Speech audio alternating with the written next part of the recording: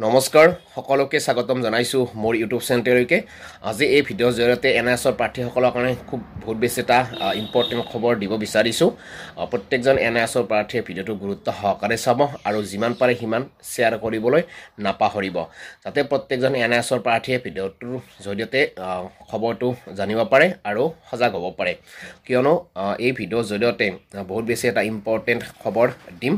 ইয়াৰ আগতেও এইটোৰ বিষয়ৰ ওপৰত ভিডিঅ' এটা দিছিলো আৰু এতিয়াও ভাবিছো যে ভিডিঅ' এটা তেনে ক্ষেত্ৰতে দিব লাগিব নহলে এনআইএছৰ প্ৰাৰ্থীসকলৰ কষ্টোপাৰ্জিত ধনসমূহ একাংশই নিবলৈ সুযোগ পাই আছে বা তেনেকুৱা এটা মানে কি কেইজন বিশেষ মানে কি মানুহে এইটো সময়ত এনআইএছৰ প্ৰাৰ্থীসকলৰ সহজ সৰল মনটোক মানে কি বুজি কিনে পইচা ইনকাম কৰিবলৈ বিচাৰি আছে যিটো নেকি সভা নাপায় বা ঠিকাৰ দিছো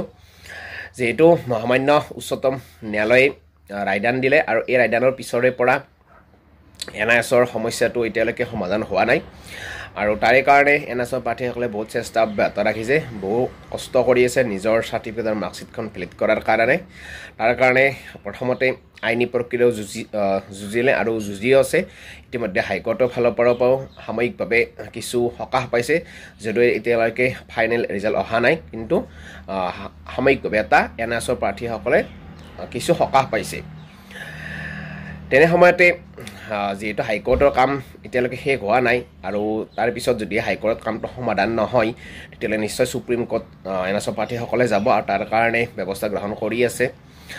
তেনে সময়তে কিন্তু একাংশ উঠি পৰি লাগিছে যে এনআইএছৰ প্ৰাৰ্থীসকলক কেনেকৈ তেওঁলোকৰ সহজ সৰল মনটোক ডিমোটিভেট কৰি তেওঁলোকৰ টকাসমূহ সৰলকি কৰিব পাৰে তাৰ উঠি পৰি লাগি আছে গতিকে এইটো ক্ষেত্ৰত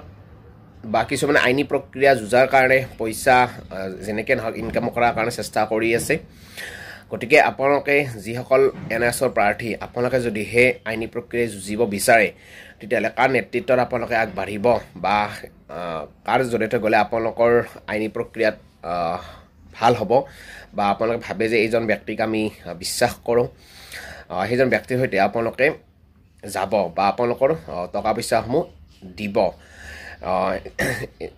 হকে বিহকে আপোনালোকে কাৰো হাতত পইচা নিদিব কিন্তু আপোনালোকৰ যদি সেইটোত সজাগ নহয় কিন্তু আপোনালোকৰ কষ্ট উপাৰ্জিত ধনসমূহ অথলে যাব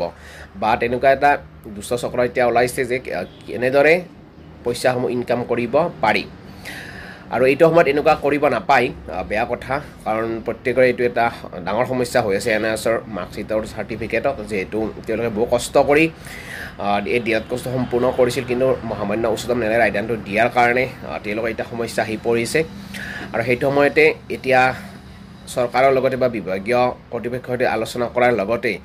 তেওঁলোকে যিহেতু আইনী প্ৰক্ৰিয়াটো আগবাঢ়ি আছে বা কামবোৰ কৰি আছে ইতিমধ্যে আপোনালোকে জ্ঞাত হাইকোৰ্টৰ ফালৰ পৰাও সাময়িকভাৱে সকাহ এটা পাইছে যদিও ফাইনেল ৰিজাল্ট এতিয়ালৈকে ওলোৱা নাই আৰু যদিহে হাইকোৰ্টে ফাইনেল ৰিজাল্ট একো দিব নোৱাৰে বা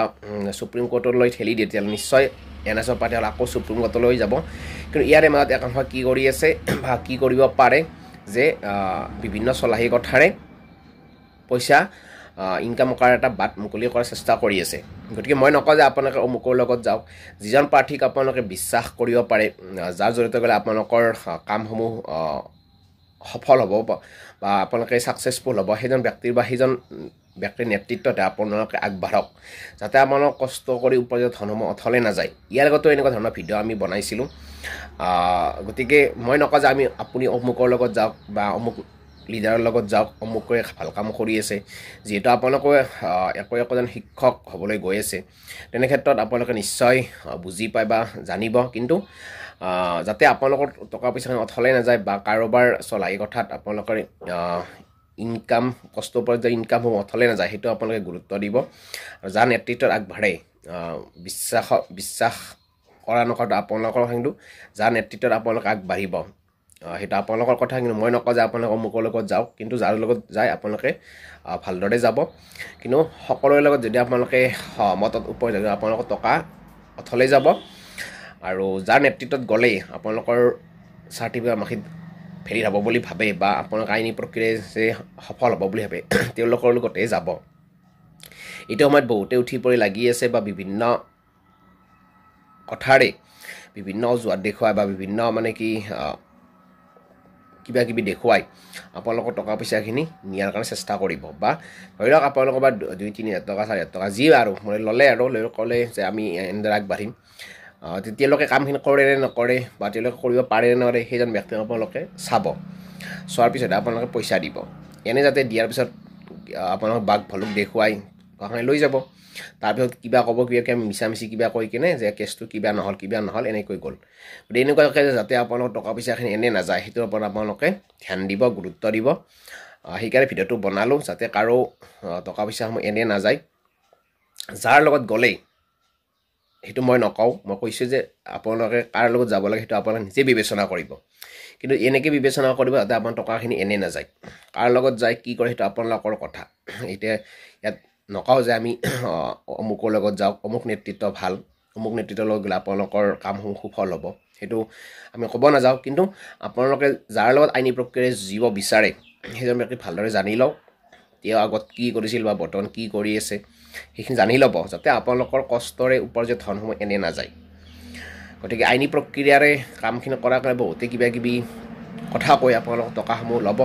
লৈ কিনে কৰে নকৰে বা কিবা বেলেগ কাম অজুহাত দেখুৱাই হয়তো আপোনালোকৰ কামখিনি পৰি থাকিব আৰু যাৰ জৰিয়তে আপোনালোকে গ'লে আপোনালোকৰ কামসমূহ সুন্দৰকৈ পৰিচালিত হ'ব